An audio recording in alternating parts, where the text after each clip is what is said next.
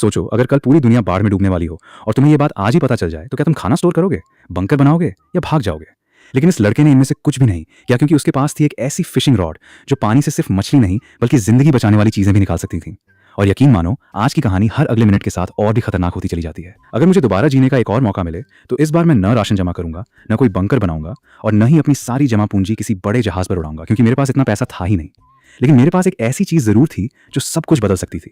एक God tier fishing rod जो कभी खाली नहीं जाती। जितनी बार मैं फिशिंग करता उतनी ही मेरी ताकत बढ़ती और पानी से कुछ भी निकल सकता था। फ्लैशबैक में सिर्फ 1-2 दिन पहले की बात है। बाढ़ का पानी मेरे 15वीं मंजिल वाले पुराने अपार्टमेंट तक पहुंच चुका था। मैंने घर में बची हर काम की चीज निकालकर एक छोटा सा लकड़ी का राफ्ट बनाया और उसी पर सफर शुरू कर दिया। तभी मेरी गर्लफ्रेंड चूशन का मैसेज आया, आफान, मुझे बहुत डर लग रहा है, मेरे घर में भी पानी भरने वाला है, प्लीज आकर मुझे ले जाओ। मैं हल्का सा मुस्कुराया, लेकिन वो मुस्कान बिल्कुल भी अच्छी वाली नहीं थी। मैंने तुरंत जवाब टाइप किया, घबराओ मत शिन, दरवाजा अच्छे से बंद कर लेना और कहीं मत जाना, मैं जितनी जल्दी हो सके तुम्हें बचाने आऊंगा। मैसेज भेजते ही मैंने सैटेलाइट नेटवर्क बंद किया, फोन को वाटरप्रूफ बैग में रखा और बैग अपने कंधे पर टांग लिया और फिर धीरे से बोला, तुम्हें बचाऊं? हाँ, सपने में। पिछली जिंदगी में इसी लड़की और मेरे तथाकथित बेस्ट फ्रेंड चेनजे ने मुझे जिंदा एक विशाल शार्क के सामने फेंक दिया था। एक गहरी सांस लेने के बाद मैंने अपना बैग चेक किया। सामान बेहद कम था। अब सबसे जरूरी काम था, पहली बार फिशिंग करना। मैंने पूरे उत्साह से कांटा पानी में फेंका। करीब 1 घंटे तक कुछ भी नहीं हुआ। जैसे ही मैं लाइन वापस खींचने वाला था, अचानक रॉड जोर से नीचे की तरफ खिंच गई।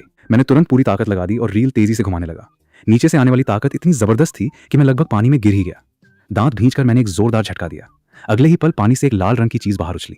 फिशिंग सक्सेस, रिवॉर्ड, एक पैकेट लच्छा, मतलब स्पाइसी स्नैक, और एक एक्सपी। मैं कुछ सेकंड तक उसे देखता ही रह गया। सच में मछुआरे मछली से ज्यादा अजीब चीजें पकड़ लेते हैं। लेकिन मुझे एक और बात समझ आ गई। एक बार फिशिंग करने में मेरी 10 स्टैमिना खर्च हुई थी। मतलब अभी की हालत में मैं दिन भर में सिर्फ 10 बार ही फिशिंग कर सकता था। इस स्पीड से लेवल अप करने में कम से कम 12 दिन लगेंगे और मेरे पास इतना समय बिल्कुल नहीं था, क्योंकि सिर्फ 7 दिन बाद समुद्री जीव पहली बार म्यूटेट होने वाले थे। उसके बाद वो बेहद हिंसक हो जाएंगे और उनके अंदर समझदारी भी आ जाएगी। ये सोचते ही मैंने बिना वक्त गंवाए दोबारा फिशिंग शुरू कर दी। कुछ देर बाद दूर तैरता हुआ फ्लोट हल्की सुनहरी रोशनी छोड़ने लगा। मैंने आंखें बड़ी कर ली।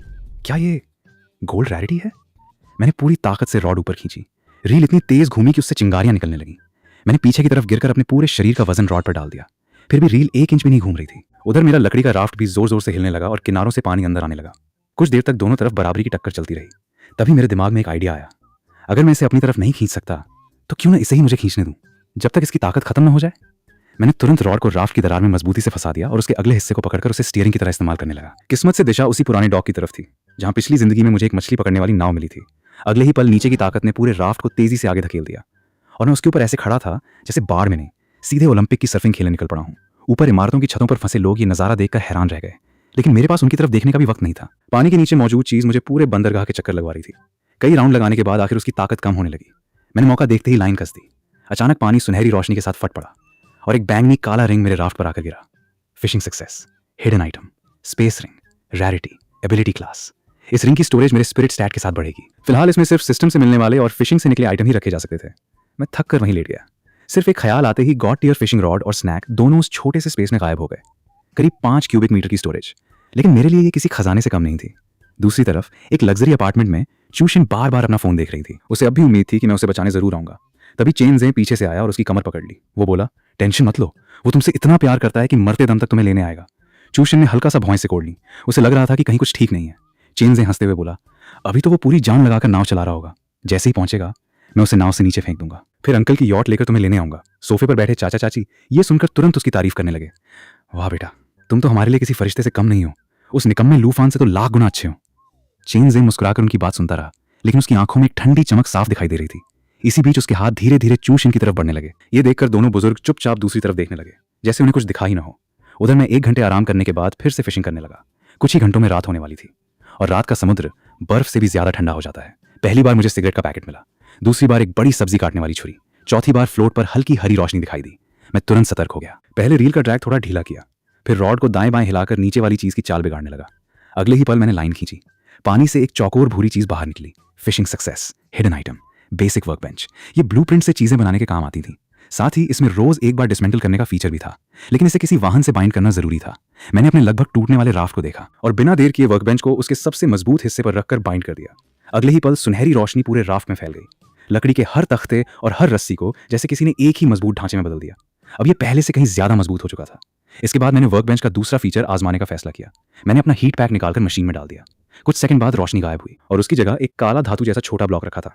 डिसमेंटल कंप्लीट, लो प्योरिटी आयरन कार्बन अलॉय। ये हवा के संपर्क में आते ही लगभग 65 डिग्री गर्मी छोड़ता है। पानी से इसका असर खत्म नहीं होता और करीब 12 घंटे तक गर्म रहता है। सर्दी से बचने वाले गियर बनाने के लिए ये एक बेसिक मटेरियल भी था। मैं खुश होकर बोला, बस आज रात मेरी जान इसी के भरोसे बचेगी। मैंने उसे तुरंत स्पेस रिंग में रख लिया। लेकिन तभी आसमान अचानक काले बादलों से भर गया। मेरा चेहरा एकदम उतर गया। पिछली जिंदगी में बारिश रुकने के बाद लगातार 5 दिन तक मौसम साफ रहा था। फिर ये बादल अभी कैसे? अगले ही पल जोरदार बिजली कड़की और मूसलाधार बारिश विशाल लहरों के साथ मेरी तरफ टूट पड़ी। एक ही झटके में मैं राफ्ट से उछलकर सीधे बर्फ जैसे ठंडे पानी में जा गिरा। ठंड ने पूरे शरीर को सुन्न कर दिया। मैंने पूरी ताकत लगाकर ऊपर तैरना शुरू किया। किसी तरह राफ्ट का किनारा पकड़ा और अपनी आखिरी बची ताकत से वापस ऊपर चढ़ गया। इसके बाद मैं लगातार आती लहरों का सामना करता रहा। काफी देर बाद तेज बारिश हल्की बूंदाबांदी में बदल गई, लेकिन तब तक मेरा शरीर तेजी से ठंडा हो चुका था। मेरी आंखों के सामने सब धुंधला होने लगा। मैं कांपते हुए स्पेस रिंग से वही धातु का ब्लॉक निकालने ही वाला था कि अचानक सामने से एक तेज सर्चलाइट मेरी आंखों पर पड़ी। साथ ही इंजन की भारी आवाज सुनाई दी। मैंने मुश्किल से सिर उठाया। बारिश के बीच से एक पुरानी मछली पकड़ने वाली नाव धीरे धीरे मेरी तरफ आती दिखाई दी। नाव राफ्ट के पास आकर रुकी। उसमें से एक मजबूत कद काठी वाला अधेड़ आदमी उतरा। उसने बिना समय गंवाए मुझे अपनी पीठ पर उठाया और मछली पकड़ने वाली नाव पर ले गया। कुछ देर बाद मैं नाव के अंदर बने गर्म और सूखे रेस्ट रूम में ले जाया गया।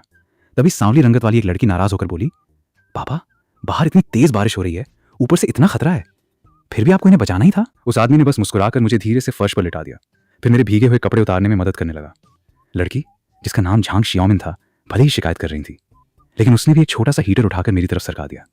फिर उंगली दिखाते हुए बोली, सुनो, मेरे पापा ने तुम्हारी जान बचाई है, कोई उल्टी सीधी हरकत मत करना, वरना सीधे समुद्र में फेंक दूंगी। मैंने मुश्किल से आंखें खोली और उसकी तरफ देखा। खूबसूरत तो थी, लेकिन उसके बाजुओं की मसल्स देखकर साफ लग रहा था कि मार्शल आर्ट्स भी जानती है। मैंने मन ही मन सोचा, मैडम से पंगा लेना मतलब फ्री में अस्पताल की बुकिंग कराना, और अभी अस्पताल भी नहीं बचे। दोनों कमरे से बाहर निकल गए। मैंने तुरंत स्पेस रिंग से वही आयरन कार्बन अलॉय निकाला और उससे खुद को गर्म करना शुरू किया। थोड़ी देर में शरीर में फिर से जान लौटने लगी। तभी बाहर से लगातार किसी चीज पर वार करने की आवाज आने लगी। मैंने ध्यान से सुना। डेक पर एक भारी भरकम पीले बालों वाला आदमी फायर एक्स हाथ में लेकर मेरे लकड़ी के राफ्ट पर लगातार वार कर रहा था। कुछ देर बाद वो झुंझलाकर चिल्लाया, ये लकड़ी का राफ्ट है या लोहे का? इतनी देर से काट रहा हूं, एक निशान तक नहीं पड़ा। थक कर उसने कुल्हाड़ी फेंकी और वहीं बैठ गया। उसके पास खड़ा दूसरा दुबला पतला आदमी चेन यांग तुरंत उसे लात मारते हुए बोला, इतना खाता है और एक राफ्ट भी नहीं काट सकता? उसी वक्त झांग वेईगुओ वहां पहुंचे। उन्होंने दोनों के चेहरे देखकर पूछा, क्या हुआ? दोनों ने मजबूरी में जवाब दिया, अंकल, ये राफ्ट बहुत अजीब है, कुल्हाड़ी भी काम नहीं कर रही। झांग वेईगुओ को थोड़ा अचरज हुआ, लेकिन उन्होंने ज्यादा कुछ नहीं कहा। पहले जाकर आराम करो, लगता है यॉट वाला डॉक अब पास ही है, मिलते ही तुम्हें बुला लूंगा। इतना कहकर वो अपनी बेटी के साथ वापस ड्राइविंग रूम में चले गए। जैसे ही दोनों नजर से दूर हुए, चेन यांग ने कुल्हाड़ी घुमाते हुए धीरे से कहा, बस यॉट मिल जाने दो, फिर बाप बेटी दोनों मछलियों का खाना बनेंगे। ये सुनते ही मोटा आदमी घबरा गया, भैया सच में मार देंगे? मुझे जेल नहीं जाना। चेन यांग ने बिना कुछ सोचे उसके मुंह पर एक थप्पड़ जड़ दिया। पूरी दुनिया पानी में डूबी हुई है, अब किस बात की जेल? उधर मेरी हालत भी अच्छी नहीं थी, सिर घूम रहा था, पूरा शरीर दर्द से टूटा जा रहा था। मैंने सिस्टम खोला और जैसा अंदाजा था, मुझे मॉडरेट कोल्ड हो चुका था। इस तबाह दुनिया में कई बार एक जोरदार बुखार भी किसी प्राकृतिक आपदा से ज्यादा खतरनाक साबित हो सकता था। मैं लड़खड़ाते हुए पानी ढूंढने के लिए ड्राइविंग रूम के दरवाजे तक पहुंचा, लेकिन अंदर चल रही बातचीत सुनकर वहीं रुक गया।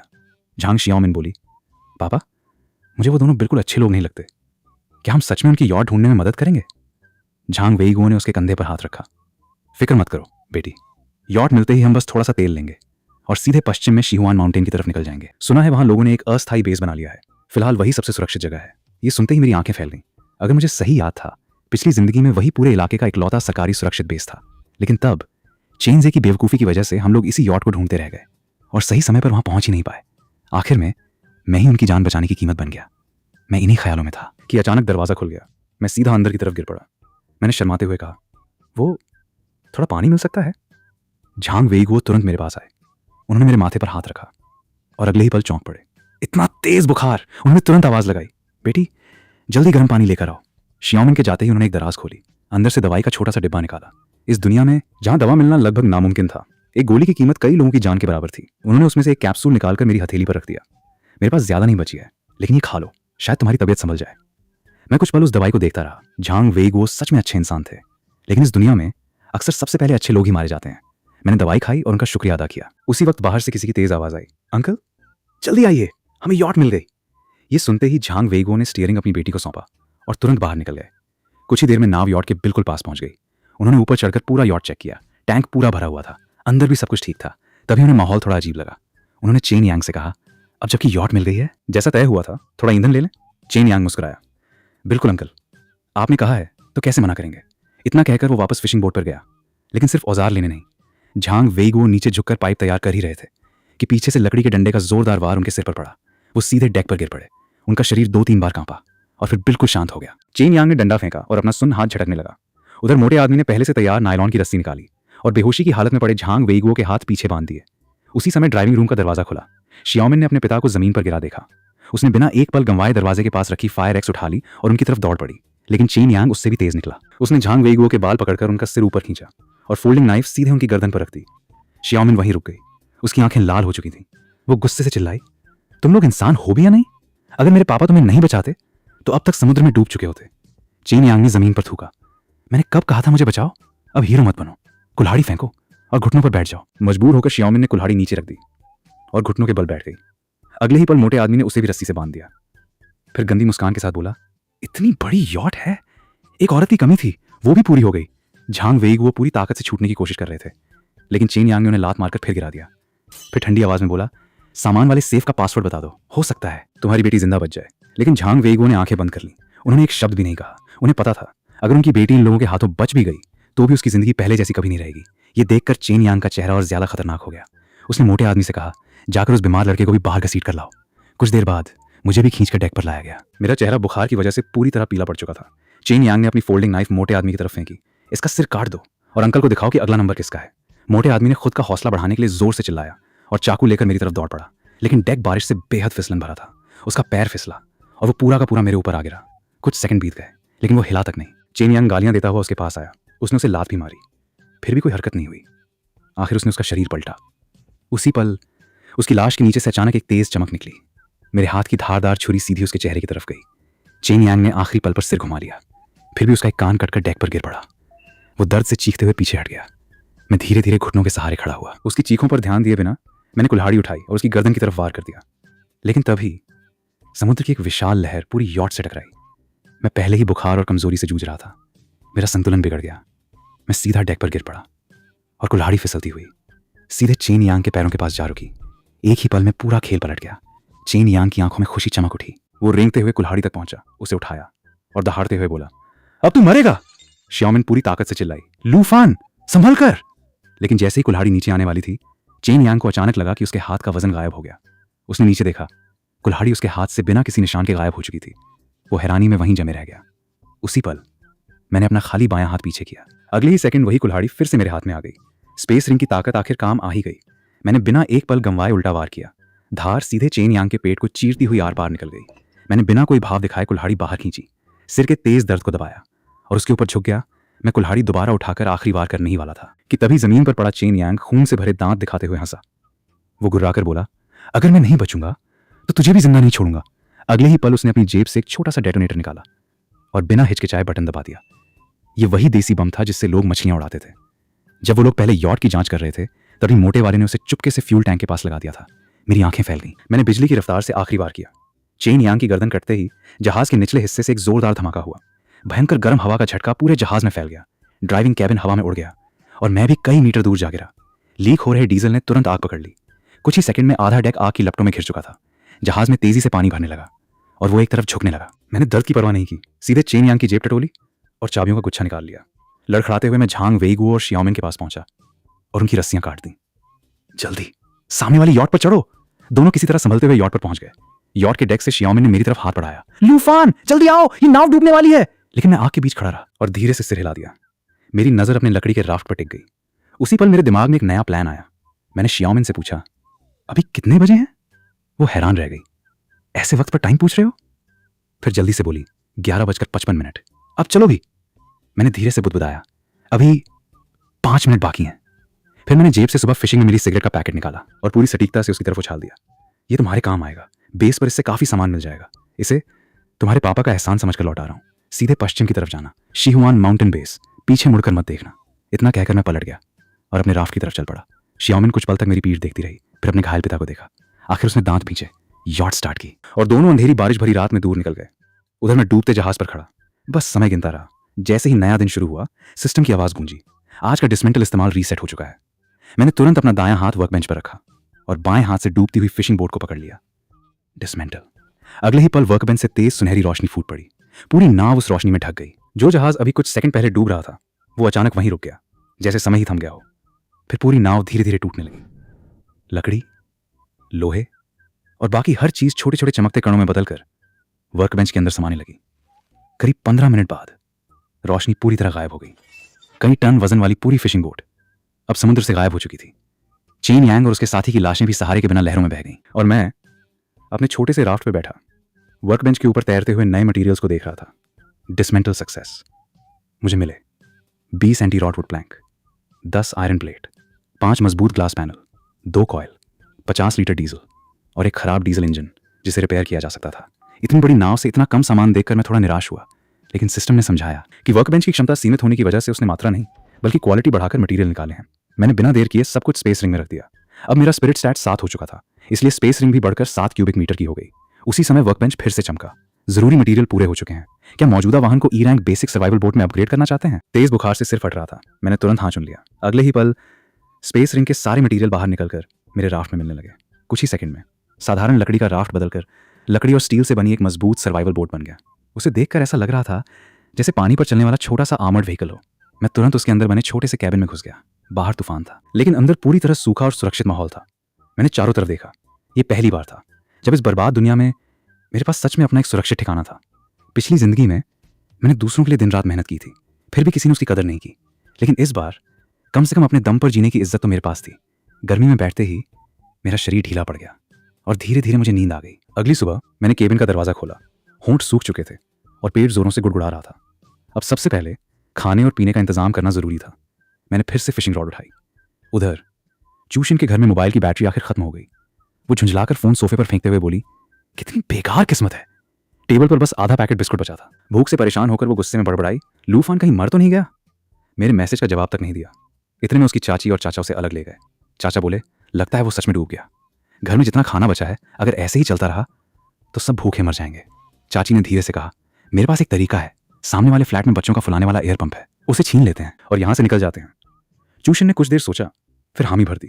कुछ मिनट बाद चेंजी ने पूरी बात सुनी और चुपचाप एक फल काटने वाला चाकू उठा लिया। फिर बोला, मैं अकेला गया तो मुश्किल होगी। अंकल, आपको भी मेरे साथ चलना पड़ेगा। दोनों हथियार लेकर पड़ोसी के घर पहुंचे और लोहे की रॉड से दरवाजा तोड़ दिया। अंदर रहने वाला आदमी तुरंत चाकू लेकर सामने आ गया। क्या कर रहे हो, बाहर निकलो। लेकिन चेंजे ने बिना रुके सीधा उसकी गर्दन पर वार कर दिया। उसे मार्शल आर्ट्स की ट्रेनिंग थी और उसका हमला बेहद सटीक था। वो आदमी संभल भी नहीं पाया कि उसकी गर्दन गहरे कट गई। उसके बूढ़े माता पिता चीखते हुए उसे बचाने दौड़े। घर के अंदर अफरा तफरी मच गई। हाथापाई के दौरान चाचा की जांघ पर भी चाकू लग गया, लेकिन चेंजे ने मौका मिलते ही बाकी दोनों को भी मार डाला। घायल चाचा दर्द से वहीं बैठ गए। उन्होंने कांपती आवाज में कहा, बेटा जरा सहारा दे। चेंजे उनके सामने आकर रुक गया। फिर बिल्कुल ठंडी आवाज में बोला, आपको साथ ले जाऊंगा तो खाना भी बांटना पड़ेगा, इलाज भी करना पड़ेगा। इतनी छोटी नाव में अब आप हमारे किसी काम के नहीं। चाचा की आंखें डर से फैल गईं। वो कुछ बोल पाते उससे पहले चेंजे ने चाकू सीधे उनके सीने में उतार दिया। फिर बिना किसी भाव के उसे और अंदर घुमा दिया। वो शांत आवाज में बोला, मर जाओगे तो सबका बोझ हल्का हो जाएगा। इसके बाद उसने एयर पंप उठाया, घर का सारा सामान समेटा और चाचा की लाश खिड़की से बाहर बाढ़ के पानी में फेंक दी। वापस लौटते ही चाची और चूशिन ने पूछा, अंकल कहाँ हैं? चेंजे की आंखें लाल हो गईं। वो बोला, उन्होंने मुझे बचाने की कोशिश की, लेकिन उन लोगों ने उन्हें खिड़की से नीचे धक्का दे दिया। चाची फूट फूट कर रोने लगी। चूशिन भी डर से कांप गई। चेंजे ने उसे गले लगा लिया, घबराओ मत, 2 दिन आराम कर लूं, फिर मैं तुम्हें यहां से निकाल ले जाऊंगा। ये सुनकर चूशिन पूरी तरह उस पर भरोसा कर बैठी। उधर दोपहर तक मैं अपनी नाव के आगे बैठा। सुबह फिशिंग से मिले सामान से पेट भर रहा था। आज मुझे पीने का पानी, बीफ जर्की, एक साफ पाइप, लकड़ी और क्वाड सैंड मिली थी। भले ही ये सब साधारण चीजें थीं, लेकिन इस दुनिया में हर सामान की अपनी कीमत थी। थोड़ी देर बाद मैंने फिर से फिशिंग शुरू की। अचानक फ्लोट हरे रंग से चमक उठा। अगले ही पल जो चीज बाहर आई उसे देखकर मेरी सांस ही रुक गई। Fishing success, reward, type 64 pistol, भरोसेमंद, लेकिन सिर्फ 7 गोलियों वाली। इस टूटी हुई दुनिया में कई बार सिर्फ 7 गोलियां ही जिंदगी और मौत का फैसला करती हैं। मैंने तुरंत उसे स्पेस रिंग में रख दिया। अब मेरा आत्मविश्वास पहले से कहीं ज्यादा बढ़ चुका था। अगले कुछ प्रयासों में मुझे एक विंड प्रूफ लाइटर और वैक्यूम पैक किया हुआ रजाई भी मिली। मैं हंसते हुए बोला, अरे हर दिन किस्मत खराब नहीं रहती। आज तो फिशिंग देवता मेहरबान लग रहे हैं। 9वीं बार फिर से हरी रोशनी चमकी। मैं उत्साह में बोल पड़ा, चलो इस बार कुछ बड़ा निकलो। Fishing success, blueprint, basic drip fresh water purifier.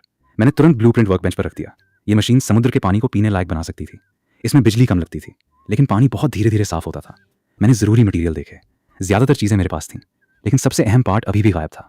अगर वो फिशिंग से नहीं मिला तो मीठे पानी की कमी जानलेवा साबित हो सकती थी। मैंने सामने नजर दौड़ाई। करीब 200 मीटर दूर एक 30 मंजिला ऑफिस बिल्डिंग खड़ी थी। वहां एक्वेरियम या वाटर प्यूरीफायर मिलने की संभावना थी और उनसे मुझे जरूरी आरओ फिल्टर मिल सकता था। मेरे पास बंदूक भी थी और कुल्हाड़ी भी। मैंने फैसला किया, अब बिल्डिंग की तलाशी लेनी होगी। लेकिन जैसे ही इंजन स्टार्ट करने की कोशिश की, वर्कबेंच पर लाल रंग की चेतावनी चमक उठी। इंजन गंभीर रूप से खराब है, रिपेयर किट या बराबर स्तर के पार्ट्स की जरूरत है। मैंने माथे पर हाथ मार लिया। कल सिर्फ बोट अपग्रेड करने की खुशी में इंजन का तो ध्यान ही नहीं रहा। आखिर मैंने लकड़ी का एक तख्ता निकाला, उसे काट कर चप्पू बनाया और फिर से पुराने तरीके से नाव चलाने लगा। करीब आधे घंटे तक लगातार चप्पू चलाने के बाद मैं किसी तरह ऑफिस बिल्डिंग की 18वीं मंजिल तक पहुंच गया। मैंने नाव को खिड़की में फंसा दिया, एक हाथ में कुल्हाड़ी पकड़ी, दूसरे हाथ से स्पेस रिंग में रखी पिस्टल का एहसास किया, गहरी सांस ली और अंदर कूद गया। पानी घुटनों तक भरा हुआ था। मैं बहुत सावधानी से आगे बढ़ा, चारों तरफ नजर दौड़ाई, लेकिन अंदर कोई नहीं था। ऐसा लग रहा था जैसे यहाँ पहले ही पूरी तरह तलाशी ली जा चुकी हो। मैंने लगातार कई ऑफिस देखे, लेकिन हर जगह वही हाल था। तभी मुझे समझ आया, इस बिल्डिंग के बचे हुए लोग शायद पहले ही एक संगठित ग्रुप बना चुके हैं। मैंने हल्की सी मुस्कान के साथ ऊपर देखा। अगर सारा सामान एक जगह इकट्ठा कर लिया है तो अब मुझे भी हर ऑफिस छानने की जरूरत नहीं पड़ेगी, सीधे वहीं चलते हैं। मैं अभी एक छोटे ऑफिस के पास से गुजरा ही था कि अचानक सड़ी हुई किसी चीज की बेहद तेज बदबू आई। मैं तुरंत रुक गया, सांस रोककर धीरे धीरे दीवार से सटते हुए दरवाजे तक पहुंचा और जैसे ही अंदर झांका, मेरे सामने जो नजारा था उसे देखकर मैं वहीं ठिठक गया।